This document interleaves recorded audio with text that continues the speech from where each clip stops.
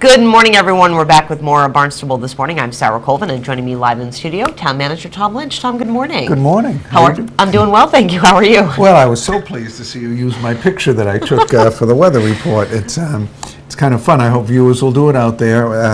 I was at an event for actually a fundraiser for the Arts Foundation of Cape Cod.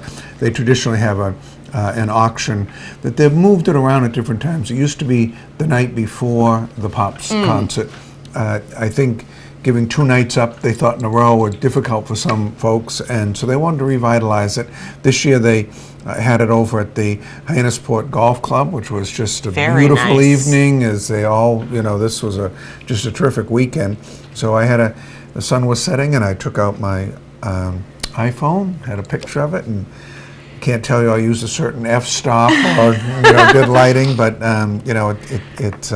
so I hope viewers will take advantage of that. It's kind of fun to see one of your photographs up in the It is, and we thank you for that. And I have to say that that hill up in Hyannisport is one of the best places to view the sunset here in town. It was just great. But now you spent the day or the weekend over at Bismarck Park at the Shanties. I did, and I have to say, Tom, the revitalization down there, it just keeps getting better every year. I had a weekend a couple of years ago, and it was fabulous, and it was even more fabulous this weekend. I love the Adirondack chairs that are sitting out, and so many people coming through, whether they're taking their kids on the pirate boat, or whether they're going back and forth from the islands on the High Line, or they're working fishermen who are coming in or going out. It's just really amazing to see so many people really enjoying and taking advantage of what's going on down there. So you saw those categories of people that you mentioned, tourists from all over, local people, Massachusetts people. Any idea, any flavor for that? You know what? It was people from all over. I had, people stop by my shanty that were from Toronto.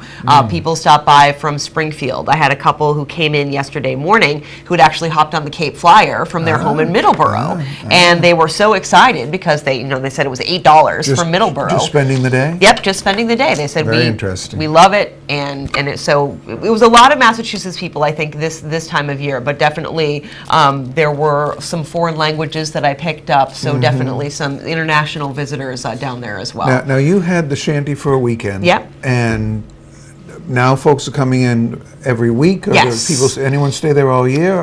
There is one gentleman who's going to be there for the entire season, Chris Letch, the rope work artist, and I think people will remember him from years past. But Melissa's really worked it to have rotating artists all summer long. So there are some that are there for just the weekend, some that are there for the week, and they open up today, Monday at 11, and they'll be open 7 days a week now through the end of August, I believe.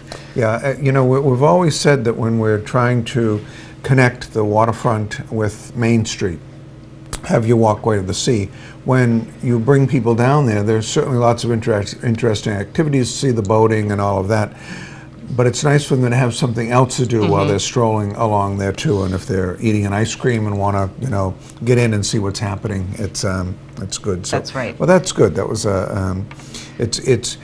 You often don't get the chance to just sit in an area and observe what's the parking look like, what's the traffic up and down the street, how are the comings and goings, and so it's good to have had some eyes right on the scene. And speaking of parking, I think people really were getting the hang of the new meters that are down there, and the young people that are the parking attendants were very helpful, making change for people that needed to, answering questions, and I saw a lot of people interacting and nobody really getting frustrated, which is really a good thing when it comes to paid parking.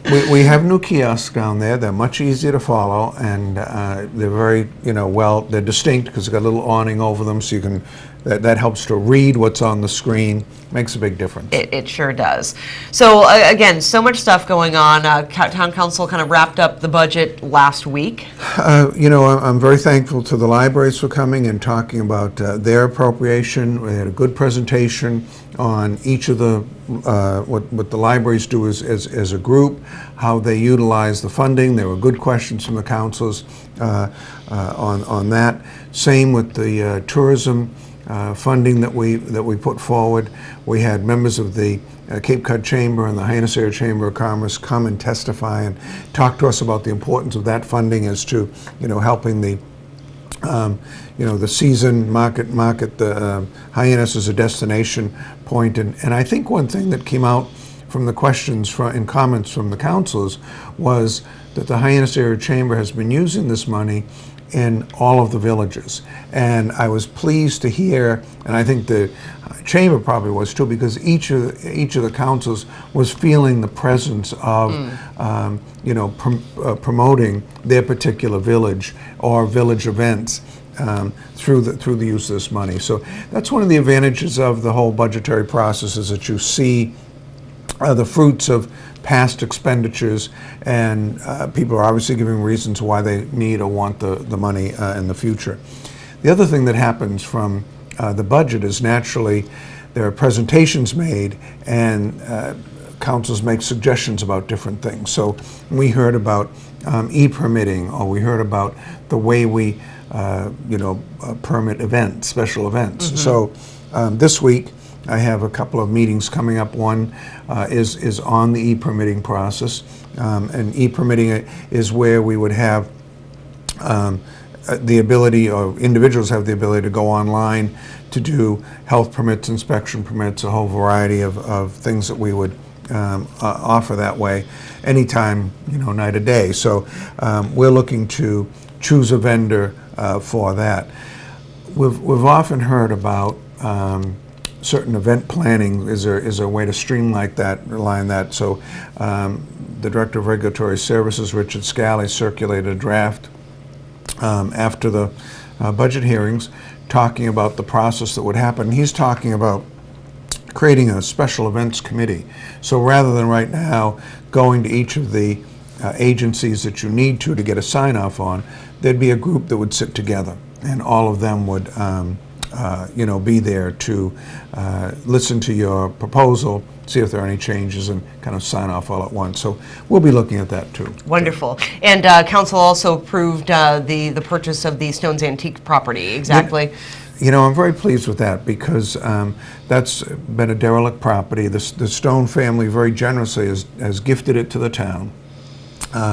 There was a $15,000 purchase that we're using that's also going to assist, I believe, with the demolition of the project, so or the existing buildings that are there. And we want to create a little pocket park there, and I spoke to some of the merchants down that area who were at the Saturday event that I referenced earlier, and they're excited about the opportunity to mirror things that might be going on up in the center of town at Azleton Park or along the street, with some sort of display or whatever down in this little area. So an effort to give a circulatory pattern and a reason for people to come further down once they get to C Street and kind of move a little bit, bit further. Gurging a little bit down towards that end. One more thing I wanted to talk about, of course, a very exciting this Thursday, the inaugural flight of JetBlue will arrive at the airport. I think we're all going to be blue on Thursday. In a good way, though. In a good way. The airport has worked hard to bring in other carriers and assist with their revenue stream and provide services to that from New York or Boston. And this particular JetBlue flight is going to be from JFK to Hyannis, and of course return flights. And we're very excited to have that inaugural flight come in around 1:05. And we're very excited about them coming in. We think it's going to be a good boost to the economics of the area. It certainly will. And make a kind of a note for Barnstable Village residents. Some sidewalk work is going to be done tomorrow down there. Actually, crosswalks. That we've been talking to them about their visioning what they'd like to see on the street. One thing we talked about is traffic calming.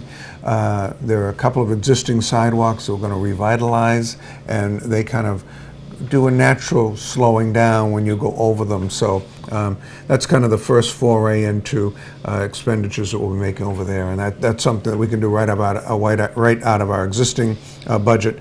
So the DPW will be on Tuesday doing 2 of those crosswalks in Barnstable Village. Great. Well, Tom, thank you so much as always for stopping by the studio. Always a pleasure to have you on the show. Good. And we'll talk with you again next Monday. Thank you, Sarah. Thank you so much. Tom Lynch, of course, town manager here in the town of Barnstable. Coming up next, we'll talk with Superintendent of Schools, Dr. Mary Chkowski. But first, let's find out.